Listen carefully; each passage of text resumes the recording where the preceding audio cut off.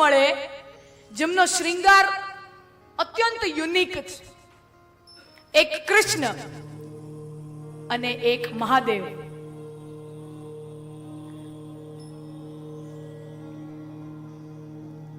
તમે વિચાર કરો, મોરપીંછ કેટલું આ એક સ્ટાઇલ સ્ટેટમેન્ટ છે, આ એક ફેશન સ્ટેટમેન્ટ છે. મુગટ ઉપર મોરપીંછ રાખવું એ સ્ટાઇલની દુનિયાની અંદર, ફેશનની દુનિયાની અંદર પોતાના રીતમાં એક ક્રાંતિ છે. કે બધા રાજાઓ જો સોનાના મુકુટ પહેરીને બેઠા હોય, તો હું જો એક વધારાનો એક સોનાનો મુકુટ પહેરીને બેસું તો એમાં શું મજા? 5000 રાજાઓ લાઈનમાં બેઠા હોય, 500 રાજાઓ લાઈનમાં બેઠા હોય, તો હું તો ઓળખાવું નહીં. પણ રસ્તે હાલતા જાતા એક મોરપીંછ જો હું મારા મુકુટની અંદર ખોસી લઉં ને, તો 500 રાજાઓની વચ્ચે લોકો સોનાનો મુકુટ ગોતતા ના આવે, મારી ઉપર રહેલું મોરપીંછ ગોતતા આવે કે મારો કનૈયો આ છે, મારો કૃષ્ણ આ છે. બીજાથી નોખું દેખાવું. ફેશન એટલે શું? જે બીજા કોઈ એનો ઉપયોગ ન કરે એનો પોતે ઉપયોગ કરવો, એને કહેવાય ફેશન.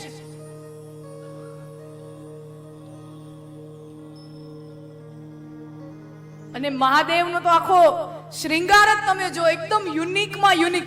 મહાદેવની અંદર એટલા કોન્ટ્રાડિક્શન, એટલા વિરોધાભાસ છે. એમનું વ્યક્તિત્વનું તમે જો એનાલિસિસ કરો, તમને ખૂબ વિરાટ રેન્જ મળે આ બે પાત્રની અંદર.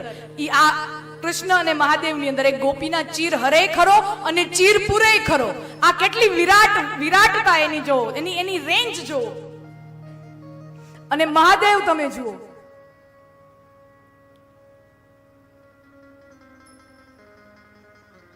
મૃગ ચર્મ, વાઘનું ચર્મ,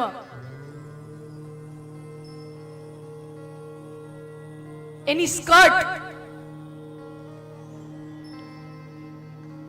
સ્કર્ટ જ પહેરતા ને મહાદેવ, સ્કર્ટ પહેરતા. આમ ભસ્મ લગાવી હોય. ખરેખર તો મહાદેવનું વર્ણન છે કર્પૂર ગૌરમ. એમાં કર્પૂર શબ્દનો જે શબ્દ છે એનો મતલબ એમ કે જ્યારે કર્પૂર ગૌરમ એટલે ભગવાનની કર્પૂરથી આરતી થાય એમ નહીં. કર્પૂર ગૌરમ એટલે મહાદેવ કપૂર જેવા ગોરા હતા. કપૂર જેટલું ગોરું હોય એવા શંકર ભગવાન ગોરા હતા, એટલા સફેદ હતા. પણ ભસ્મ પોતાની ઉપર લગાવીને રાખે એટલે રાખોડી રંગના, ગ્રે કાળા હોય એવા લાગે. ખરેખર મહાદેવનો રંગ ઉજળો છે.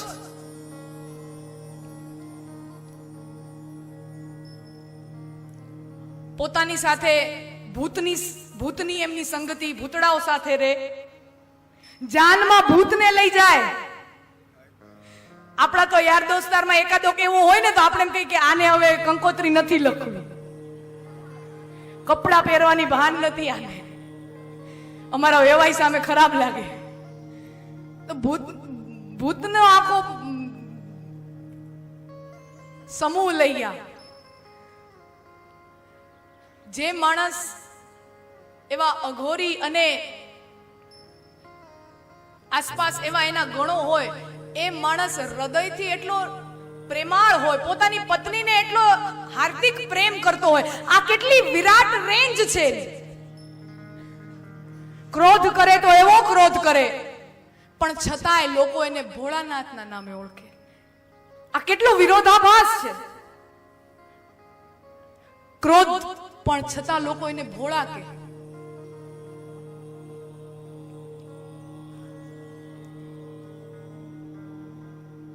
અને શંકર ભગવાન જેટલો પોતાની પત્નીને પ્રેમ કરે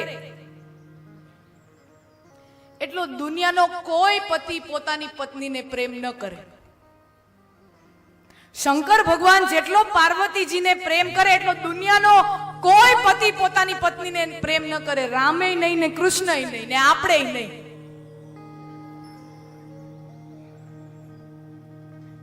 રામ ભગવાન ભલે સીતાજીના કહેવા પ્રમાણે સોનાનો મૃગ એની પાછળ ગયા હતા, એમ તો તમે નથી જતા રવિવારે હાકલ થાય કે સમોસા લઈ આવો, ગાંઠિયા લઈ આવો.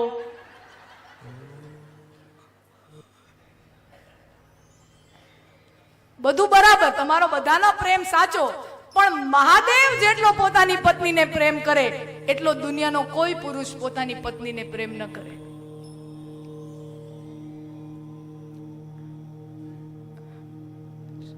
શંકર અને પાર્વતીજીનું જ્યારે લગ્ન થાય, નવા નવા લગ્ન થયા હોય, પાર્વતીજી કૈલાસમાં બેઠા હોય અને એમાં નારાયણ નારાયણ નારાયણ નારદજી આવે.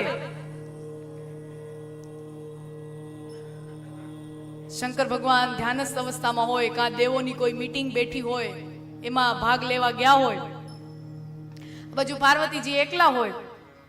એટલે નારદજી આવીને પૂછે, તમારે આમ નવા નવા લગ્ન થયા એટલે બધાય પૂછે ને, તમારે આમ બે માણાને કેવું ચાલે? આપણે આ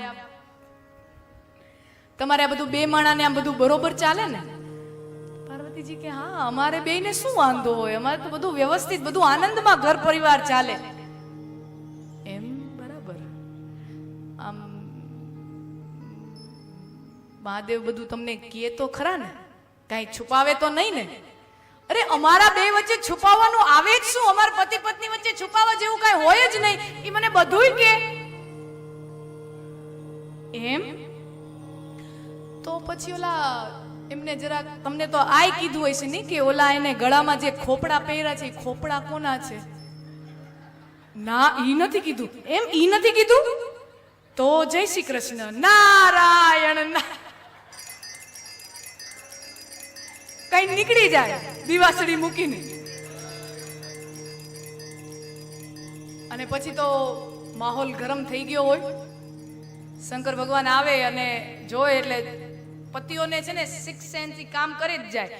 ઓફિસેથી આવે ને, હજી આમ બહાર દરવાજામાં બૂટ ઉતારતો હોય ને ત્યાં એને ખબર પડી જાય કે આજ ક્યાંક ઠેકાણે નથી.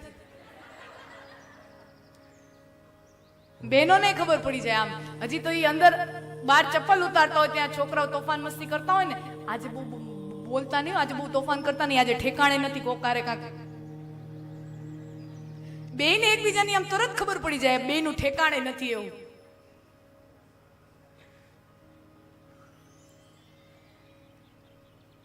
તો શંકર ભગવાન આવે અને જોવે કે બધા ઠામ વાસણ ખખડે છે, માહોલ જરાક ઉગ્ર છે, ગરમ છે.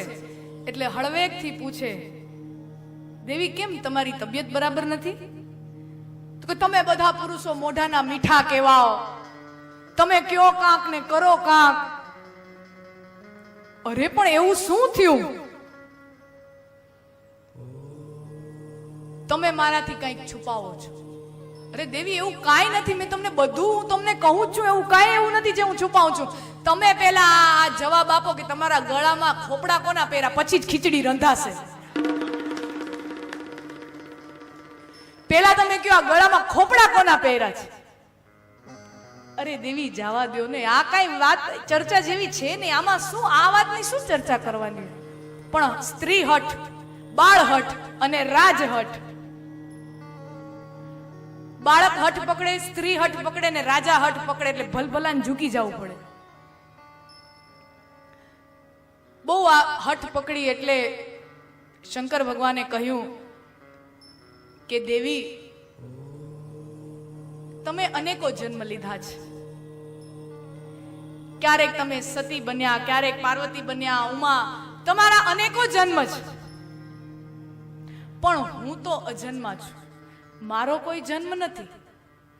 તમે જ્યારે જન્મ લ્યો અને જ્યારે તમારું શરીર પડી જાય અને તમારી અંતિમ ક્રિયા પછી ઈ ચિતામાંથી હું તમારું ખોપડું લઈ લઉં, કારણ કે તમે મને એટલા બધા વહાલા છો, તમે મને એટલા બધા પ્રિય છો. તમારા જેટલા જન્મ થયા ઈ બધા જન્મોથી મેં તમારા આ ખોપડા આ મારા ગળામાં સજાવીને રાખ્યા છે. પાર્વતીજી તમે મને એટલા પ્રિય છો.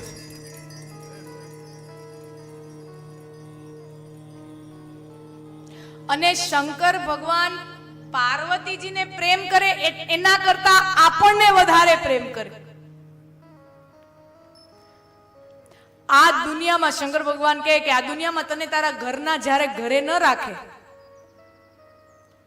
આ દુનિયા વાળા તને ત્યાગ કરી દે, તને સ્મશાને પહોંચાડે આવે, ત્યારે તું હાલ્યો આવજે, હું સ્મશાને અહીંયા બેઠો છું.